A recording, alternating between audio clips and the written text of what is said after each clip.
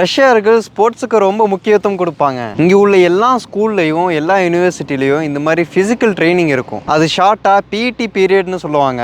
நீங்கள் எப்படி மற்ற சப்ஜெக்ட்லாம் படிப்பீங்களோ அதே மாதிரி நீங்கள் ஃபிசிக்கல் ட்ரைனிங்கும் அட்டென்ட் பண்ணணும். நீங்கள் நிறைய கிளாஸ்லாம் மிஸ் பண்ணிட்டீங்கன்னா நீங்கள் ஃபெயில் ஆகிற சான்சஸ் இருக்குது. அதனால் எல்லா ரஷ்யன்ஸுக்கும் எல்லா ஸ்போர்ட்ஸும் தெரியும். அவங்க மோஸ்ட்லியாக ஃபிட்டாக இருப்பாங்க.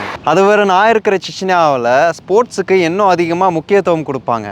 இப்போ பார்த்தீங்கன்னா இந்த பில்டிங்க்கு பின்னாடி இருக்கிற பெரிய பில்டிங் பார்த்தீங்கன்னா இன்டர்நேஷ்னல் ஃபுட்பால் ஸ்டேடியம். இது வாலிபால் ஸ்டேடியம். இது யூனிவர்சல் ஸ்போர்ட்ஸ் காம்ப்ளெக்ஸ். இது ரெஸ்லிங் சென்ட்ரு. அதுக்கு அடுத்து இன்டோர் ஃபுட்பால் ஸ்டேடியம். இந்த இன்டோர் ஃபுட்பால் ஸ்டேடியம் அடுத்து பார்த்தீங்கன்னா இங்கே ஐஸ் ஸ்கேட்டிங் ஸ்டேடியம் கட்டுறாங்க.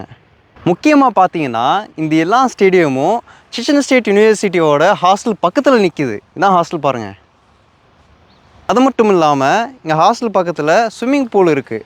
ஸ்விம்மிங் பூல் உள்ள ஜிம்மும் இருக்குது. இன்ஷா அல்லாஹ் இந்த ஸ்விம்மிங் பூல் பற்றி நான் உங்களுக்கு வேறு வீடியோவில் சொல்கிறேன். அதே மாதிரி பார்த்தீங்கன்னா இங்கே ஹாஸ்டலுக்குள்ளே கால்பந்து விளையாடுறதுக்காக இடம் இருக்கிறது, கிரிக்கெட் விளையாடுறதுக்காக இடம் இருக்குது, கைப்பந்து விளையாடுறதுக்காக இடம் இருக்கிறது. இப்போ பார்த்தீங்கன்னா ரஷ்யாவுக்கு வர இந்தியா மாணவர்கள் அவங்க கிரிக்கெட்டும் வாலிபாலும் மட்டும் விளையாடுவாங்க. ஆனால் என்னைய கேட்டிங்கன்னா ரஷ்யாவுக்கு வர இந்தியா மாணவர்கள் கிரிக்கெட் மட்டும் விளையாடாமல் எல்லா ஸ்போர்ட்ஸும் கற்றுக்கிட்டு விளையாடணும்னு என்னோட ஆசை. மனிதர்களுக்கு கல்வி எவ்வளோ முக்கியமோ அதே மாதிரி ஆரோக்கியம் தரக்கூடிய ஸ்போர்ட்ஸும் ரொம்ப முக்கியம். அதனால ஸ்போர்ட்ஸுக்கு முக்கியத்துவம் கொடுங்க, உடல் ஆரோக்கியமாக இருங்க. அதே மாதிரி உங்களுக்கு என்னென்ன ஸ்போர்ட்ஸ் பிடிக்கும் அது கமெண்ட்டில் சொல்லுங்கள். அஸ்ஸலாமு அலைக்கும்.